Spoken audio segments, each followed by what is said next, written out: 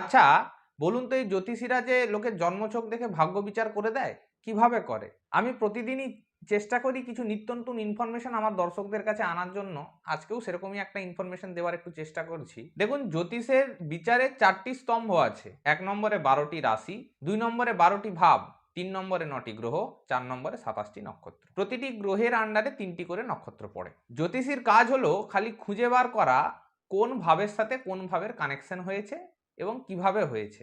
আর যখন কেউ কোনো উদ্দেশ্য নিয়ে আসে, সেই উদ্দেশ্যটা যে গ্রহ নিয়ন্ত্রণ করে সে কোথায় আছে এবং কেমন অবস্থায় আছে, এইটুকু বিচার করলেই কিন্তু মোটামুটি আন্দাজ করা যায়, ধারণা পাওয়া যায়। যেমন ধরুন, একটা উদাহরণ দিলে বোঝা যায়, কেউ তার ছেলে বা মেয়েকে নিয়ে এসছে যে দেখাতে যে আমার ছেলে বা মেয়ে ডাক্তার হতে পারবে কিনা জীবনে। তো আমি যখন তার ছক দেখব, আমাকে কানেকশন খুঁজতে হবে কোন ভাবের সাথে কোন ভাবের কানেকশন হয়েছে। দেখুন, ডাক্তারিটা উচ্চশিক্ষা এবং যখন কেউ ডাক্তারি পড়ে তাহলে সে আমাদের দেহ এবং রোগ জীবাণু নিয়ে পড়াশোনা করে এবং সে তো আর ঘরে বসে ওয়ার্ক ফ্রম হোম করবে না। তাকে কোনো হসপিটাল বা নার্সিং হোমের সাথে যুক্ত হতে হবে, অর্থাৎ তার হসপিটাল বা নার্সিং হোমটাই হবে কর্মস্থল। তাহলে আমাকে কিভাবে কানেকশন খুঁজতে হবে?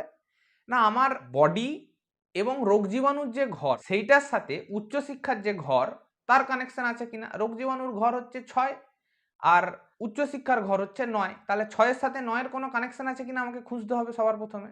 তারপরে ১০ এর সাথে ১২ র কানেকশন কোনো আছে কিনা সেটাও দেখতে হবে। ১০ হচ্ছে কর্মস্থল, ১২ হচ্ছে হসপিটাল বা নার্সিং হোম। তাহলে ৬ এর সাথে যদি ৯ এর কানেকশন পাই এবং ১০ এর সাথে যদি ১২ র কানেকশন পাই, তাহলে আমার first step complete. Second step হচ্ছে ডাক্তারি যে গ্রহরা নিয়ন্ত্রণ করে, হচ্ছে রবি, শুক্র, বুধ। এই ৩ জনের জন্মছকে ভালো থাকা জরুরি এবং এই যে ৪টি ঘর বললাম আমি ৬, ৯, ১০, ১২, এদের সাথেও কানেকশন করা চাই। তাহলে আমি উচ্চশিক্ষার সাথে রোগ জীবাণুর ঘর পেয়ে গেলাম, যে রোগ জীবাণু এসে উচ্চশিক্ষা করবে। আর ১০ এর সাথে ১২ র কানেকশন পেলাম, অর্থাৎ হসপিটাল বা নার্সিং হোমটা তার কর্মস্থল হবে। সাথে গ্রহগুলি পেয়ে গেলেই হয়ে গেল ডাক্তার। এবারে এর সাথে ধরুন বাই চান্স শনি যুক্ত হলো, তখন অর্থোপেডিক হয়। মঙ্গল যুক্ত হলো, সার্জেন হয়। এইভাবেই জ্যোতিষীরা বিচার করে।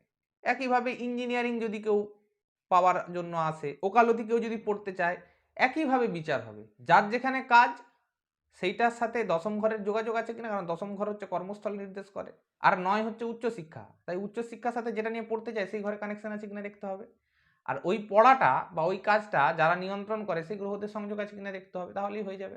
একইভাবে যদি কেউ বৈবাহিক জীবনের সমস্যা নিয়ে আসে, বৈবাহিক জীবন বিচার করে সপ্তম ভাব থেকে, সপ্তম ভাব দেখতে হবে। তার সাথে দেখতে হবে শুক্র, মঙ্গল, বৃহস্পতিকে, এরা বৈবাহিক জীবনের উপর এফেক্ট ফেলে। এইভাবেই কানেকশন খুঁজলে এবং নিয়ন্ত্রণকারী গ্রহের সংযোগ বিচার করলেই একজনের ভাগ্য মোটামুটি বিচার করা যায়। সবাই ভালো থাকবেন, ধন্যবাদ।